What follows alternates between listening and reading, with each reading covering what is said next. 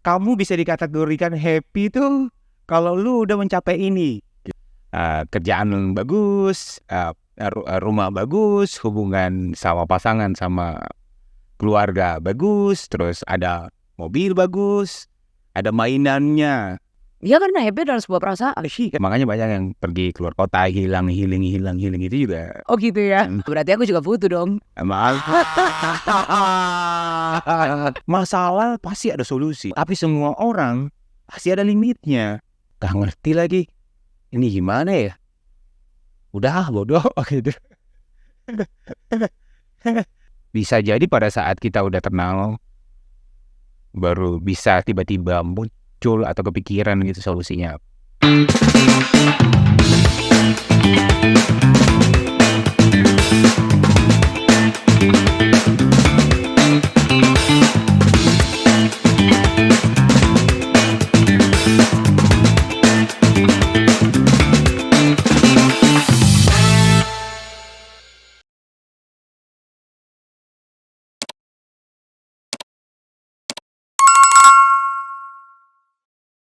Selamat datang di podcast kita. Podcast kita ini namanya 35 After, yang mana nantinya di setiap episode kita akan banyak sekali membahas masalah-masalah, bukan masalah aja sih. Bukan. Tapi sebelumnya saya kenalin dulu. Di samping saya ada Ibu Lucy.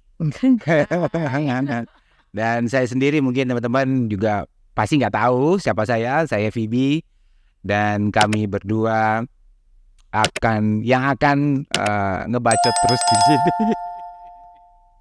Jadi di episode pertama kita membahas apa?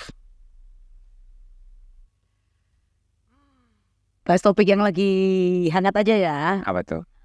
Jadi kayak beberapa hari ini tuh aku ngerasain kayak banyak banget konten bertebaran mengenai orang selalu mencari soal kebahagiaan. Oh wow, ya. Ya, Oke. kebahagiaan yang dimana sebenarnya menurut sudut pandangku tuh happiness dan sadness tuh should be balanced. Happy gak akan bisa dibilang happy kalau kita gak pernah mengenal yang namanya sadness. Terus kenapa orang terlalu busy untuk mencari sebuah happiness? Menurut kamu gimana? Dan aku tambahin lagi ya, apa ya? Sekarang kayak mungkin juga karena tontonan kali ya, tontonan di beberapa platform yang paling sering orang buka, scroll. Jadi kayak standarnya lu happy tuh harus kayak begini. Kayak ada standarnya gitu gak sih? Jadi kamu bisa dikategorikan happy tuh kalau lu udah mencapai ini gitu. Misalkan ya, kerjaan bagus, rumah bagus, hubungan sama pasangan sama keluarga bagus, terus ada mobil bagus, ada mainannya, ada yang bisa dibanggain gitu loh. Ya gak sih? Jadi kayak ada standarnya, padahal menurutku sih nggak harus gitu sih. Dan benar katamu tadi ya, soal kayak ya harus balance memang. Kalau sedih emang kenapa? Masalahnya apa? Ya, that's the point. Jadi kayak aku tuh yang jadi sering banget pertanyaan tuh kayak sih orang-orang itu kok pada kepingin ningkatin dopamin, hormon, supaya aku bisa bahagia terus. Baca yang positif. On top of that, aku tuh ngerasa kayak iya, nggak ada salahnya untuk sedih kan? Bukannya sedih dan happy itu harus berkesinambungan. Standarnya orang happy itu apa sih sebenarnya? Standar orang happy. Kalau memang ada standarnya ya, kayak gimana sih memang? Karena sampai sekarang aku nggak tahu tuh. Ya karena happy adalah sebuah perasaan. Aku nggak tahu, nggak ngerti gitu. Kadang karena sadness itu juga kalau nggak ada artinya semuanya. Nggak ada artinya, minus. Terus yang seperti obrolan kita kemarin, by phone, telepon kita bahas itu kayak gimana tuh kemarin? Yang aku nih nggak enak hati, lagi sedih atau gimana? Ya. Kayak these days, kayak beberapa minggu ini tuh kayak apa ya? Aku tuh ngalamin kayak perasaan gak jelas gitu loh.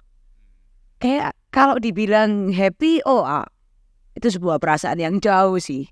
Jadi kayak apa ya? Bukan boring juga, sedih aja gitu, sedih melo aja gitu, tanpa ada alasan yang jelas.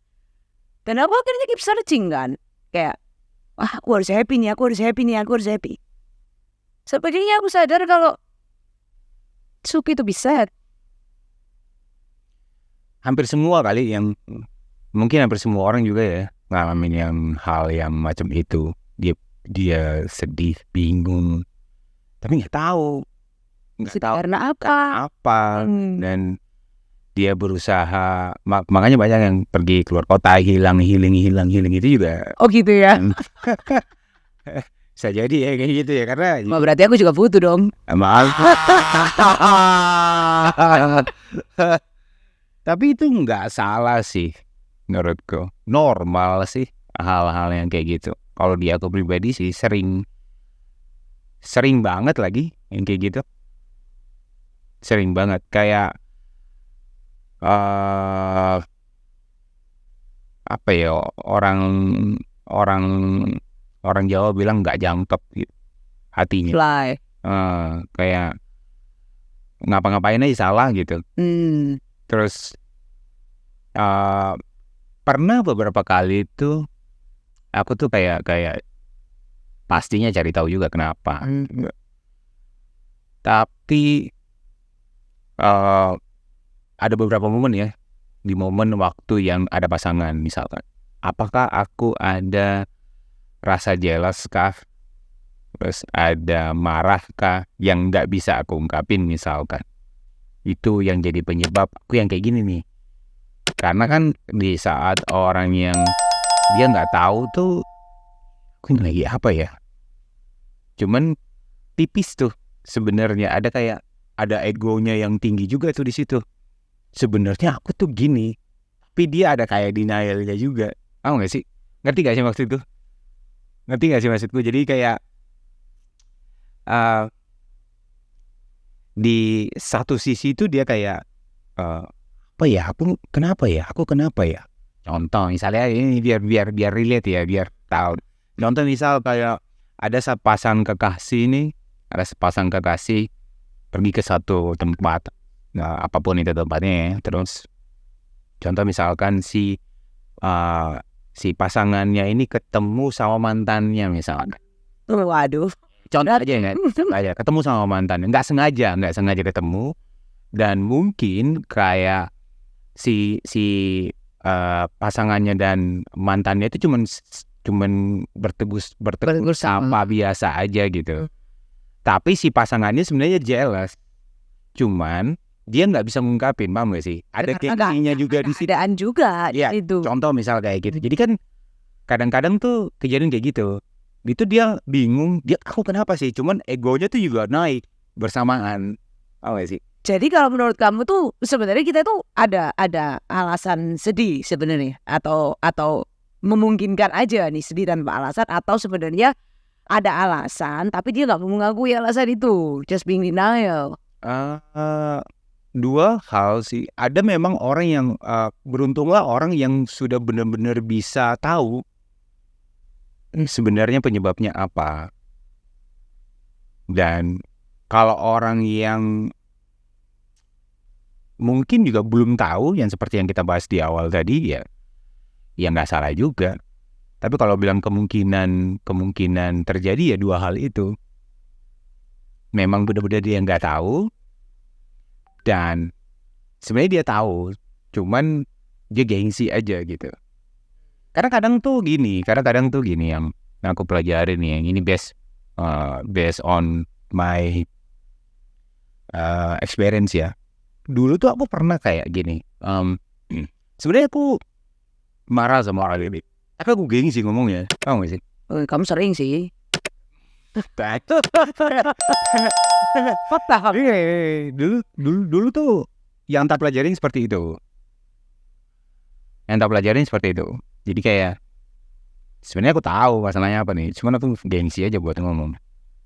Nah itu bisa dibedain gitu. Itu yang beruntung sebenarnya kita bisa tahu penyebabnya apa. Karena cilaka sebenarnya kalau benar-benar kita nggak tahu tuh.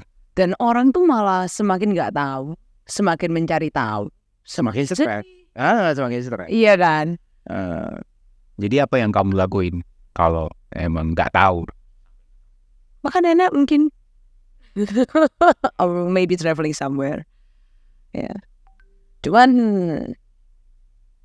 frankly speaking, aku mulai berdamai sih, nggak mau. Ya kalau aku sedih ya sudah, kayak ya sudah dinikmatin aja sedihnya. Gitu. Ya penting nggak drowning aja. Aku yakin it will pass. Iya. Iya kan? Karena semakin kita ngejar itu semakin nggak ada ujungnya. Sedangkan itu adalah part of the life. Ya. Dan apa ya?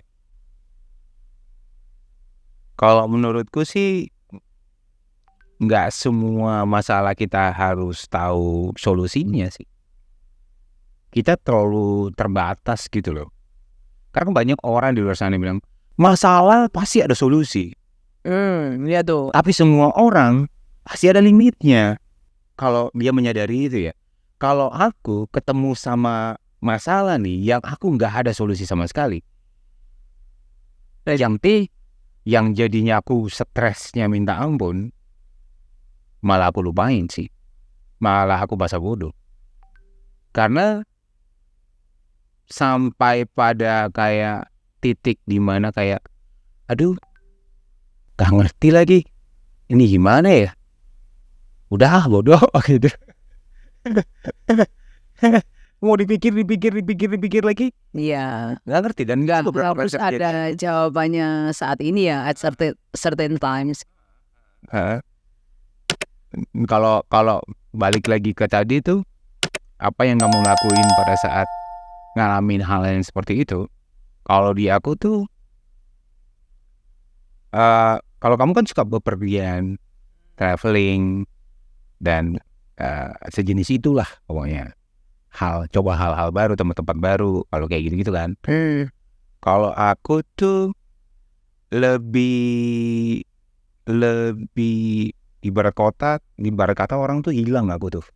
Busy doing nothing. Iya. Tapi nggak ngapa-ngapain gitu. Bisa aja tuh aku di kamar seharian, 2 hari, 3 hari, seminggu. Ya, sering lagi kayak gitu aku tuh.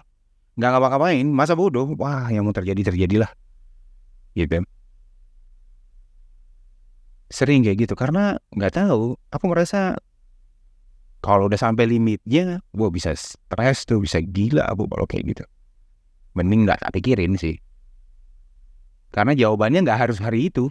Di saat itu nggak harus gitu. Bisa jadi pada saat kita udah tenang, baru bisa tiba-tiba muncul atau kepikiran gitu solusinya. Atau mungkin ada kita bertemu orang yang kita ngobrol, yang tanpa sengaja kita ngobrol, dan dari obrolan itu kita ketemu solusinya. Bisa jadi loh. Dan itu bisa kita dapetin dari semua orang sebenarnya. Apapun status sosialnya ya. Ya. Apapun pendidikannya, apapun itu deh. Selalu ada hal yang bisa kita belajar. Iya. Jadi kadang-kadang tuh orang pusing tahu kalau lihat motivator itu. Ini aku bisa diserang sih. Dari bayangin gini, ini persoalannya A gitu. Persoalannya A gitu. Terus katakanlah di TikTok ya, kan banyak motivator. 5 motivator ini beda-beda sarannya dia. Karena ya beda sepatu. Jadi wah, orang makin cari ini yang paling udah ketemu nih solusinya, dikasih solusi. Tapi habis itu lanjut lagi masalahnya. Yang mana yang paling benar nih? Gak ada betulnya sih. Ya, gak ada betulnya nggak sih? Karena kan beda sepatu gitu. Persoalan yang sama di orang yang berbeda ya beda juga hasilnya. Ya nggak sih? Bener. Jadi kayak kalau ngadepin apapun itu masalahnya ya, yang benar-benar nggak tahu solusinya apa ya. Kalau aku sih lebih diem aja dulu. Kalau aku ya, diem masa bodoh kadang-kadang. Menghilang. Gitu sih. Dan apa namanya? Aku mau bahas ini. Kayak aku termasuk orang yang kalau aku kasih advice ke orang, aku jago lagi kadang-kadang. Tapi ketika aku dapat masalah nih, aku juga bodoh sih. Hai, itu normal, easy to say. Tapi banyak orang yang nggak bisa berdamai sama itu. Gak bisa berdamai dengan masalah-masalah seperti itu. Dia merasa dirinya tuh kayak, oh aku selalu kasih motivasi ke orang nih. Aku bisa ngasih advice yang baik ke orang-orang, misalkan.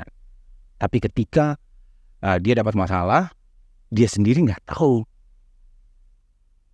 harus ngapain. Iya nggak sih? Ya. Iya nggak sih? Iya, termasuk kita Ya kan? kita sendiri juga kayak gitu. Iya. Iya. Bodoh sih aku tuh kalau kayak gitu. Ini ngejalanin sendiri. Ya ampun, ternyata nggak segampang itu.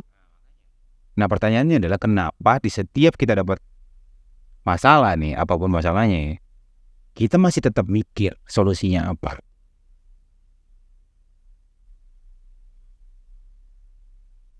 Iya sih. Tetap mikir loh. Padahal mirip-mirip aja tuh. Iya kan? Masalah yang sama dihadapkan dengan orang yang berbeda. Tapi kamu ngalamin juga masalah yang mirip-mirip. Tapi kamu sendiri ketika ngasih solusi pinter, tapi giliran kamu ngalamin, nggak ngerti harus melangkah gimana. Iya, udah sering ngalamin masalah-masalah itu misalkan. Udah tahu nih solusinya seperti apa. Tapi begitu datang lagi, misal di suatu momen yang beda nih, beda momen, beda orang misalkan, beda lawannya misalkan, beda lagi tuh solusinya tuh. Jadi menurutku kita memang terlalu kecil ya untuk bisa tahu semuanya. Makanya kemarin aku bilang yang nggak semua kita harus tahu. Itu sih. Menurutmu gimana? Ya kadang, ya betul, memang nggak selalu harus tahu saat ini. Cuman kadang itu kita ngerasa kalau udah ketemu by the time ya, kayak rasanya tuh semua dot itu terkonek. Oh ini ternyata dulu solusinya tuh ini. Ngerti gak sih? Kayak nyambung gitu loh akhirnya. Kayak dari suatu permasalahan gitu loh. Kadang kita ya udah lah, let it go. Iya lagi sering kayak gitu. Iya kan? Jadi kayak dulunya tuh kita nggak tahu nih titik ini kemana, titik ini kemana, titik ini kemana. Gak jelas. Dan akhirnya ini. Maksudnya itu gitu yang dulu itu. Ya. Jadi selalunya begitu sih. So, kesimpulannya apa menurut kamu? Kesimpulannya nikmatin prosesnya. Nggak usah dilawan. Mau sedih ya nggak apa-apa. Nggak usah memaksakan tuh selalu happy. Karena itu adalah kehidupan. Oke. Waduh, aku bukan orang yang pinter bikin quotes ya, tapi yang jelas yang bisa aku bilang ke kalian kalau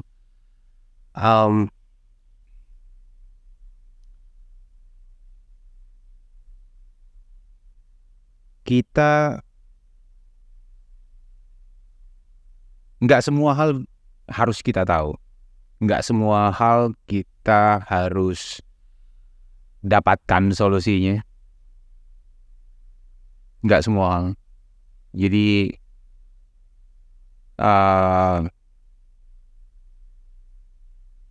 kalau kalian yang lagi ngalamin sedih, yang kalian bahkan saat ini nggak tahu ujungnya di mana nih, ya Aku nggak tahu perasaannya yang dihadapin seperti apa ya. Yang jelas, Semua punya prosesnya masing-masing kok. Hadapin aja. Terkadang masa bodoh itu penting sih. Terkadang masa bodoh itu penting. Penting nggak ngapa-ngapain. Kadang-kadang. Busy doing nothing. Dan biarin ngalir gitu aja. Oke? Bye-bye.